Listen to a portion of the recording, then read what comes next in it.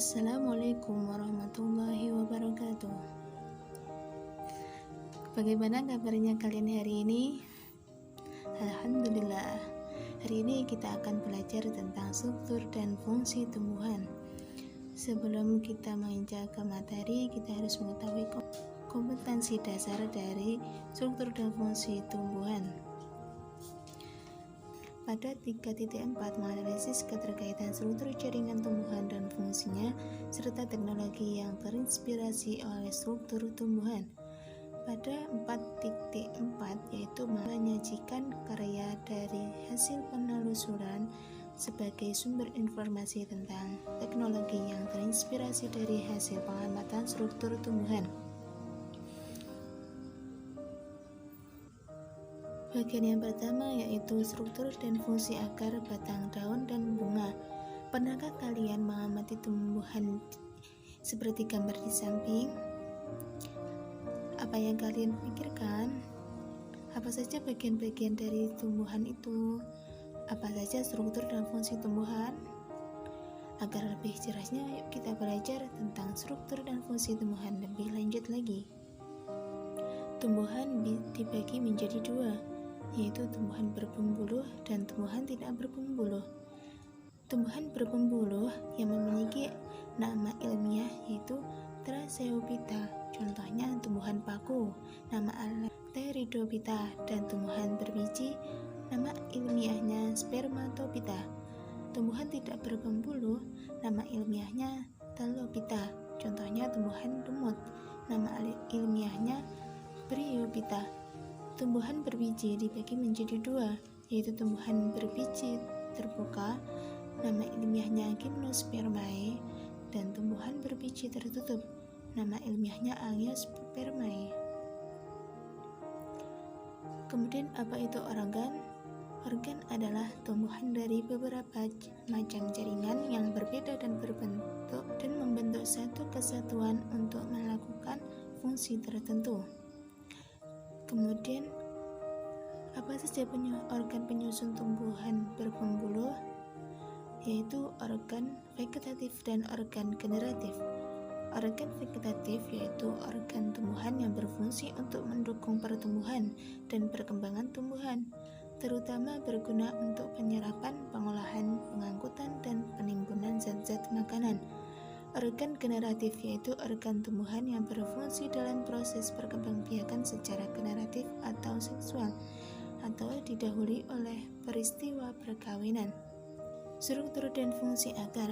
Pada umumnya akar memiliki ciri-ciri yaitu berada di bawah permukaan tanah, tidak memiliki kuku-kuku, tumbuh ke pusat bumi atau menuju air, warna tidak hijau atau keputih-keputihan atau kekuning-kuningan, memiliki bentuk meruncing seperti contoh pada gambar berikut. Akar ada dua, yaitu akar serabut dan akar tunggang.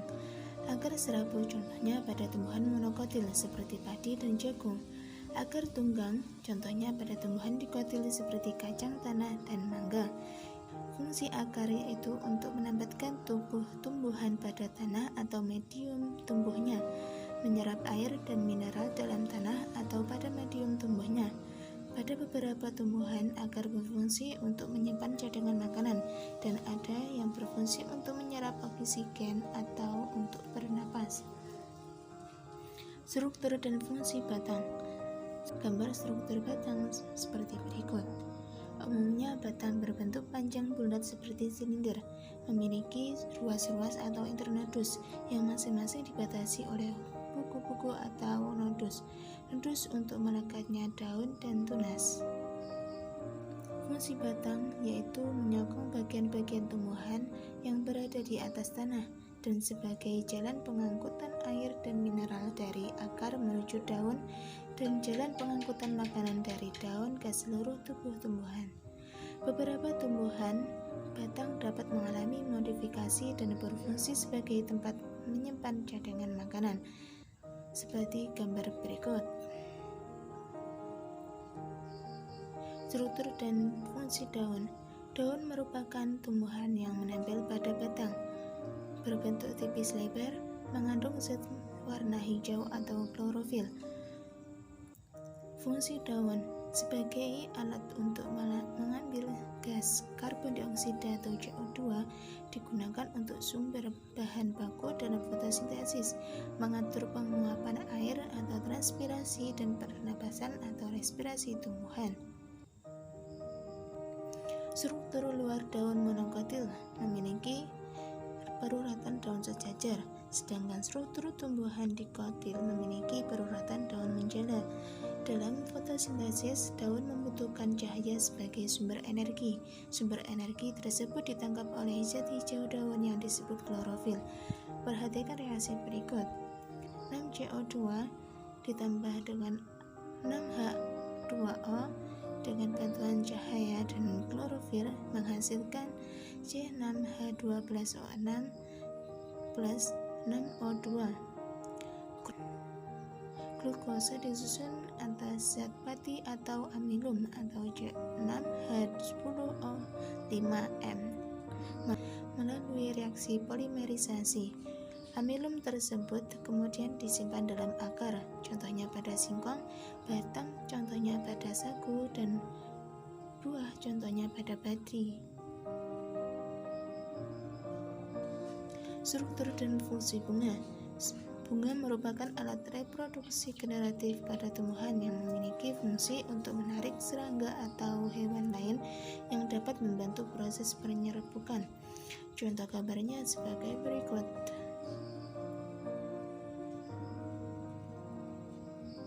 Bunga sempurna adalah bunga yang memiliki alat reproduksi yaitu benang sari dan putik dalam satu bunga.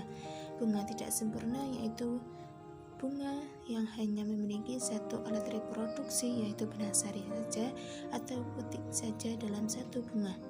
Berdasarkan karakteristik bunga, tumbuhan monokotil mempunyai bagian-bagian bunga berkelipatan 3. Tumbuhan dikotil mempunyai bagian-bagian bunga berkelipatan 4 atau 5. Struktur dan fungsi buah dan biji. Putik atau pistilum terdiri dari 3 bagian, yaitu bagian dasar yang menggelembung disebut bakal buah atau ovarium, yang terdapat 1 atau lebih bakal biji. Bagian yang memanjang disebut tangkai putih atau stilus, dan kepala putih atau stigma, contoh pada gambar. Struktur dan fungsi jaringan tumbuhan. Organ tumbuhan tersusun atas berbagai jenis jaringan. Lalu, apa itu jaringan? Jaringan adalah sekumpulan sel yang memiliki struktur yang sama yang membentuk satu kesatuan untuk memberikan fungsi tertentu. Berdasarkan aktivitas pembelahan sel penyusun jaringan, selama masa pertumbuhan dan perkembangan, jaringan dibagi menjadi 2, yaitu jaringan meristem atau yang dikenal jaringan embrional dan jaringan permanen atau yang dikenal jaringan dewasa. Jaringan meristem, jaringan yang sel-selnya aktif membelah diri secara mitosis sehingga menyebabkan sel-sel tumbuhan semakin bertambah dan menyebabkan tumbuhan mengalami pertambahan tinggi dan volume. Contohnya pada gambar berikut.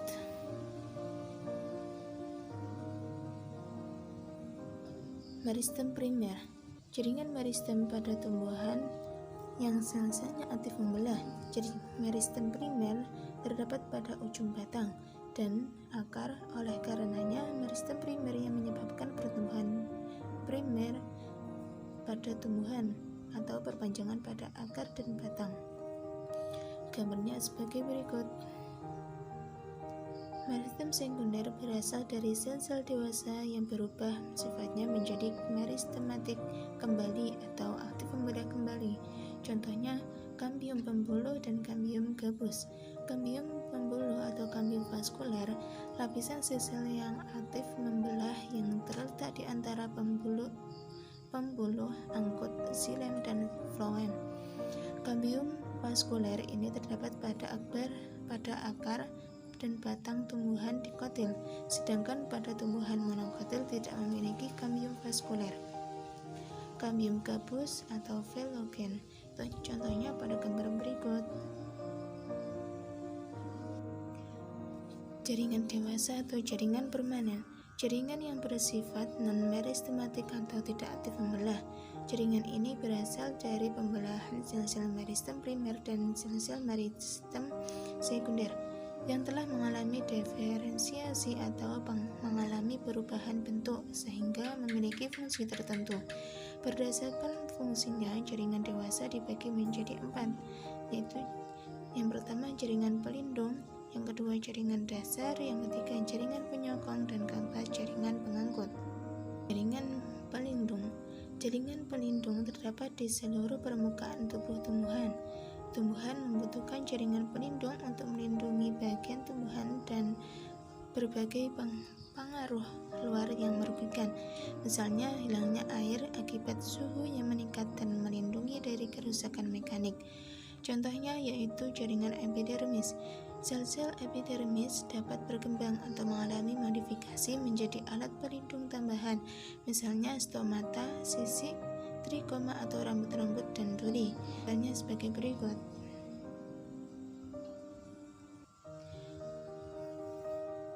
Jaringan dasar atau jaringan pengisi. Jaringan yang hampir terdapat pada seluruh bagian tumbuhan. Jaringan ini berperan penting dalam semua proses fisiologi atau metabolisme pada tumbuhan.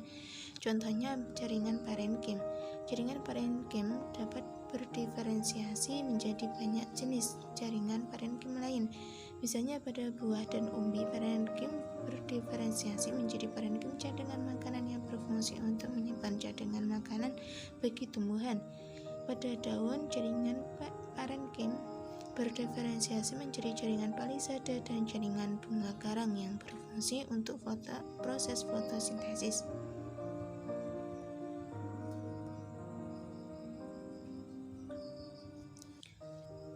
Jaringan penyokong atau penguat.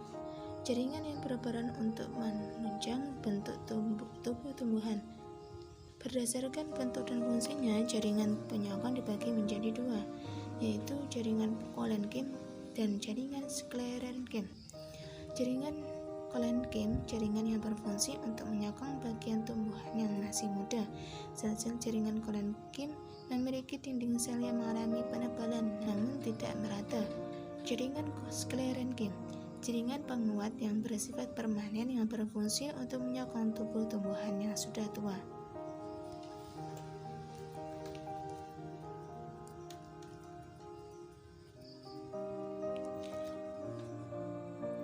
Berdasarkan bentuk selnya, jaringan sklerenkim dibedakan menjadi 2, yaitu jaringan serat dan jaringan skleroid.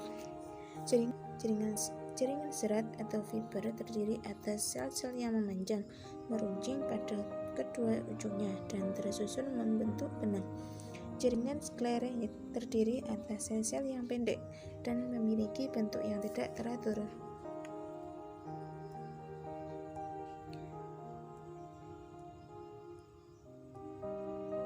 Jaringan pengangkut atau vaskuler. Jaringan pengangkut terdiri dari 2 jenis, yaitu xilem dan floem. Xilem berfungsi untuk mengangkut air dan zat-zat terlarut di dalamnya dari akar menuju daun. Floem berfungsi untuk mengangkut makanan hasil fotosintesis dari daun ke seluruh tubuh tumbuhan.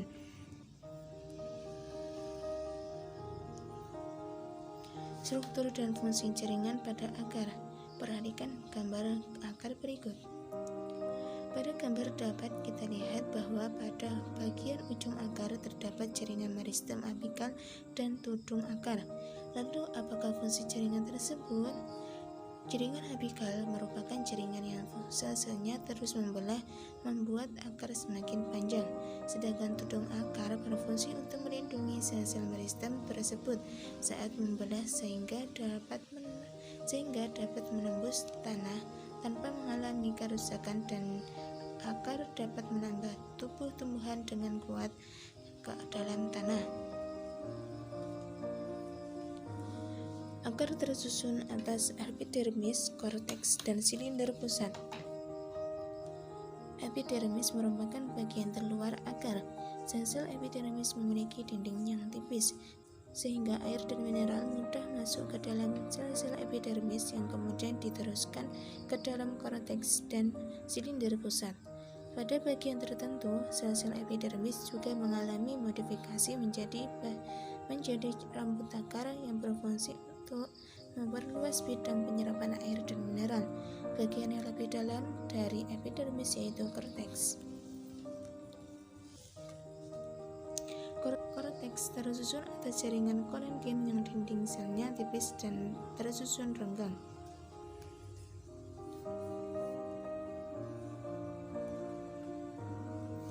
Lapisan dalam dari korteks disebut endodermis, yang tersusun atas satu lapis sel yang membatasi korteks dengan silinder pusat. Pada endodermis terdapat bentukan seperti pita yang disebut pita Caspari yang berfungsi untuk mengatur jalannya mineral yang diserap oleh akar menuju silinder pusat. Silinder pusat tersusun atas jaringan pengangkut dan jaringan pendukung lainnya seperti perisikkel dan parenkim empulur. Sel-sel perisikkel berfungsi untuk membentuk cabang akar. Berkas pengangkut pada silinder pusat terdiri atas xilem dan floem. Struktur dan fungsi jaringan pada batang. Batang juga memiliki epidermis, korteks, dan berkas pengangkut. Bagian terluar batang yang masih muda tersusun atas jaringan epidermis. Pada batang tumbuhan dikotil yang sudah dewasa, epidermis akan rusak dan digantikan oleh periderm atau jaringan gabus. Korteks pada batang juga tersusun atas jaringan parenkim. Pada korteks inilah cadangan makanan disimpan. Pada batang dikotil, berkas pengangkut tersusun dalam lingkaran, sedangkan pada batang monokotil, berkas pengangkut tersebar. Struktur dan fungsi jaringan pada daun. Permukaan atas dan bawah daun terdapat jaringan epidermis yang berfungsi melindungi jaringan di dalam daun. Daun juga dilapisi oleh lapisan dilin atau kutikula yang berfungsi untuk mengurangi penguapan. Epidermis dapat mengalami modifikasi menjadi stomata, sisik, dan rambut-rambut. Jaringan palisade atau tiang. Jaringan yang terdapat di bawah lapisan epidermis berbentuk silinder, tersusun padat menyerupai tiang dan banyak mengandung klorofil. Di bawah jaringan palisade terdapat jaringan bunga karang, tersusun dari sel-sel yang bentuknya tidak teratur, tersusun longgar dan juga mengandung klorofil. Jaringan palisade dan jaringan bunga karang merupakan jaringan mesofil yang di dalamnya terjadi proses fotosintesis. Pada tumbuhan monokotil, mesofil tidak berdiferensiasi menjadi jaringan palisade dan jaringan bunga karang, tetapi tersusun atas sel-sel parenkim yang mengandung klorofil yang memiliki ukuran beragam. Teknologi yang terinspirasi dari struktur jaringan tumbuhan. Panel surya, solar cell, alat yang dapat mengubah sinar matahari menjadi energi listrik. Ketika cahaya matahari menabrak permukaan panel surya menyebabkan elektron atau partikel penyusun atom yang bermuatan negatif pada panel surya bergerak melalui suatu konduktor dan menjadi arus listrik.